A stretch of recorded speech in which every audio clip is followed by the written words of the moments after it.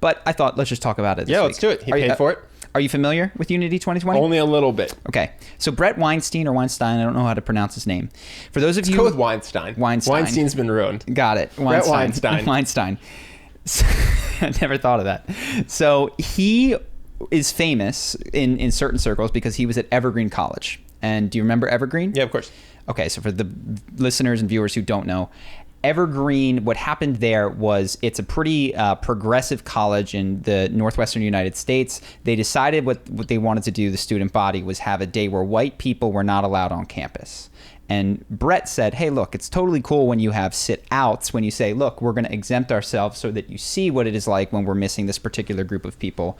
But to insist that someone who isn't you can't go somewhere is racism, and we don't want to do that. So I will not be doing this. I'm going to go to work that day. He was a professor.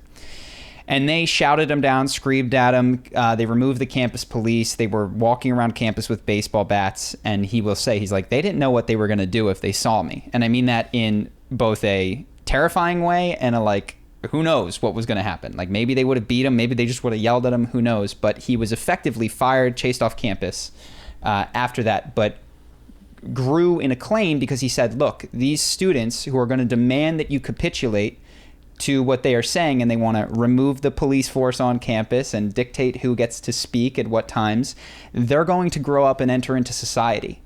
And what you are seeing is that has in fact happened, where this mindset has started to permeate various organizations in our culture. And you can argue whether you like it or don't, but he was prescient in that. He said, like, look, these people are going to grow up and this ideology isn't going away. So anyway, he has a podcast, fantastic, highly recommended. And what he thinks is a huge problem in America is that both political parties suck.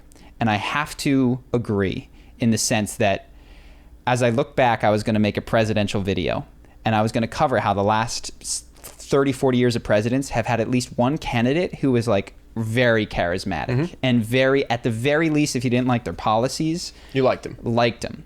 And I would even argue that in the first Trump versus Hillary, Trump was that charisma guy. Now, you might have hated his guts, but what he did was he made people really like him.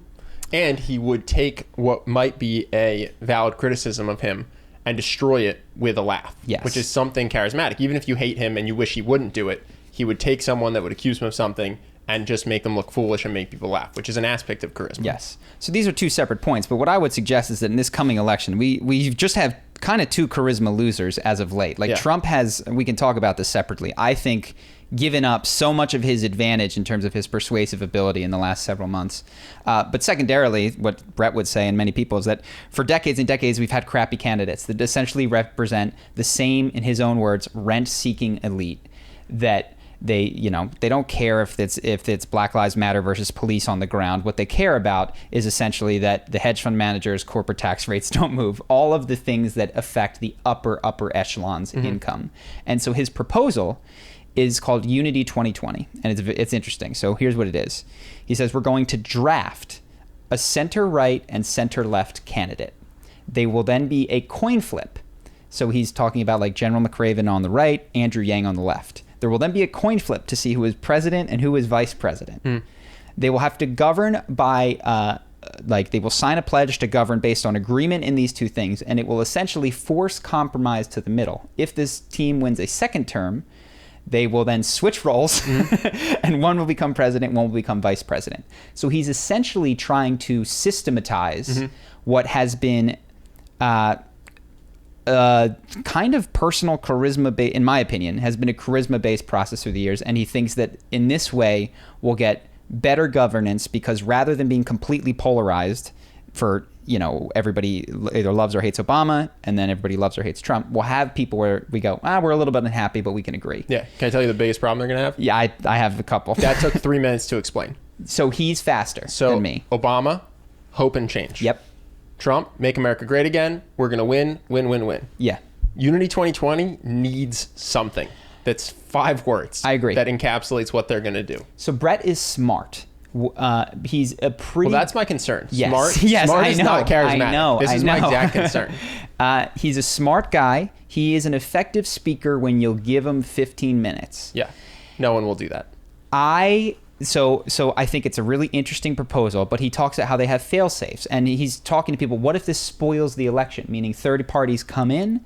What if they just steal votes from one of the sides? And he's got answers to all of these. Well, actually, what will happen is we seem to be drawing equally for both sides, so it won't spoil the election then, but we also have a fail-safe built in, such that if we can't win, we kill the campaign and we just let the two parties run. All of his answers require several words to communicate, and a certain degree of intelligence to understand. Yes. Which how many people are asking about spoilers? You know what I mean? In the election, like that is not the most common complaint, though it is the most common rebuttal to a third party. And so when I watch him speak, I think it is interesting, but I think it lacks a couple of things. One, that punchiness. Yeah. I really do think it lacks an ability to quickly and viscerally communicate. Secondarily, by design, the system has taken the humanity out of the candidates in the sense that when you voted for Donald Trump or voted for Hillary Clinton, you were voting for that person, or at least against the other person. Yeah, you're voting for Bill Clinton in 1992 because of the eye contact he gave the woman in the audience when he talked specifically about her issue. You know what I mean? You don't want to vote for an AI machine at the extreme. And what he's done is select people who, I don't know about McRaven because I've never seen him, but Andrew Yang is not charismatic. Andrew Yang had the same outside chance that Donald Trump had and did nothing with it. Oh, yeah. This isn't a comment at all on his policies. This is to say that he does not have the personal bravado to galvanize a base. I'll actually go further. I think his policies would have lent themselves well to a Trump-esque victory. Yes. Which is to say, if he had charisma, I actually think the stuff he does believe could have unseated Biden and Bernie and won the primary. Especially given what happened with the pandemic, which we didn't see coming. But he never really edged above 1 or 2%. And so I'm being critical of Unity 2020 right now, even though it was sponsored. But these are my honest feelings on it. I think it is an idea that, if affected, would be a good idea. Yeah. I think that it has some issues getting off the ground in terms of being truly baked up by an academic. And if you look at the people who have won, while they definitely have backroom people, if there's one thing Donald Trump isn't, it's an academic, you know. And if you, or Obama, he's a great orator. He's a great orator. He's a great speaker. He does not write the way that and I don't want to pick on anyone in particular, but an academic professor, a PhD, would write a paper. Yes. Right, which is to say, very boringly. Sure. He gets up there and he makes people who have never voted want to vote. Yeah. So this is my thing. When I listen to it, I go, this is interesting. This is fascinating. And he has condensed his message into 30-second blurbs and 3-minute blurbs. But it's still, and he can call it unity, but it doesn't.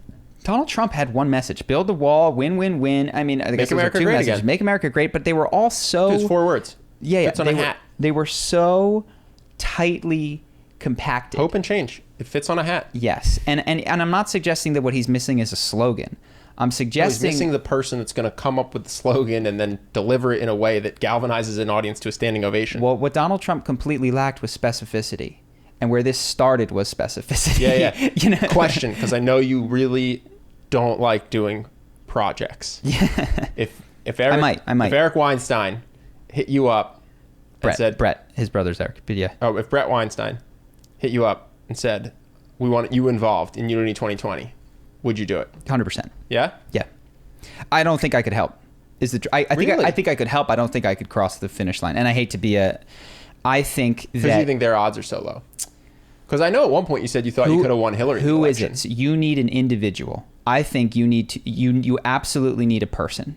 And I don't think that what you can do is we have a replaceable role where we will coin flip. Donald Trump could not have been anyone else who said build the wall. Can you imagine if him and Pence had coin flipped? Yeah, I mean, it couldn't have happened. Biden couldn't have been Obama. Yeah. You know what I mean? Like that. The only way that Biden is in it is by barely showing up today. And being associated with Obama. Yes, and his association with Obama and allowing Donald Trump to dig his own grave. Yeah. But I want to talk about Biden next, but let's do Unity 2020. So let's stick on Unity 2020. So my feeling is that this would be a really cool, fascinating, I like it, I'm encouraging of it, I want it to go forward, and I think all of you guys should go check it out.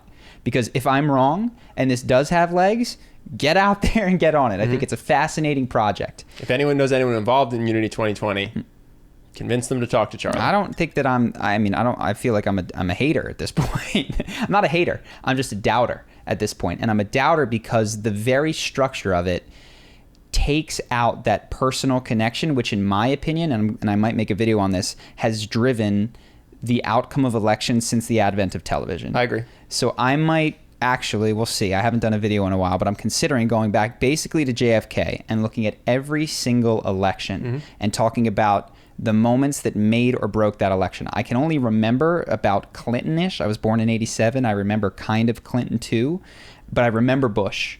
I remember that he managed to make John Kerry's change of opinion in the face of new data flip-flopping.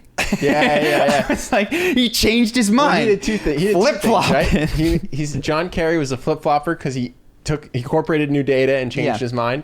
And then also, didn't he make John Kerry's military service somehow a bad thing? He made the Swift boat thing a bad thing, which is just, he was in Vietnam, dude. He came back and then he criticized Vietnam, which is like he fought and then came back and said there was a problem, which is one of the most noble positions one could have had. Bush ducked Vietnam, right? He didn't fight? He went to the National Guard, which is to say, my gosh, if there was an open venue to like make this point your own, and I think Kerry totally blew it. We can look back at Gore, Bush, and that one was obviously so close, so I don't mean to say that charisma guarantees or is the only thing, but it certainly is a major factor in, I think, a lot of these elections. And Donald Trump came in and showed that it looked like money. If you looked for a while, it looked like money was the thing, because if you can also chart spend on campaign, and it correlates really with who wins until Donald Trump. He spent a little bit more than a third of what Hillary spent.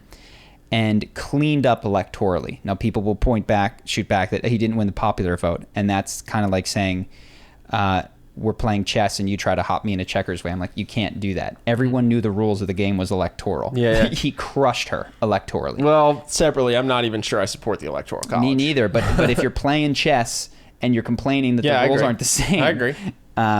I'm just saying that might have been something that made sense in the past and we should probably get rid of. He would have, I think, campaigned very differently. Sure. If that was the case. But in any event, so what I think is fundamentally missing from Unity 2020, I mean, you're taking someone who couldn't do it. Andrew Yang is a top candidate, which I think he's got really interesting, great ideas. It seems like a reasonable dude, but he at the very least needs some coaching or training.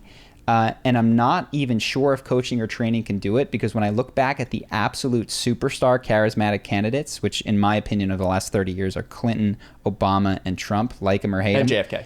Well, I said 30 years. Oh, okay. I don't know enough about those guys. I'm just going to the people that I saw as I was growing up. I don't think anyone taught them.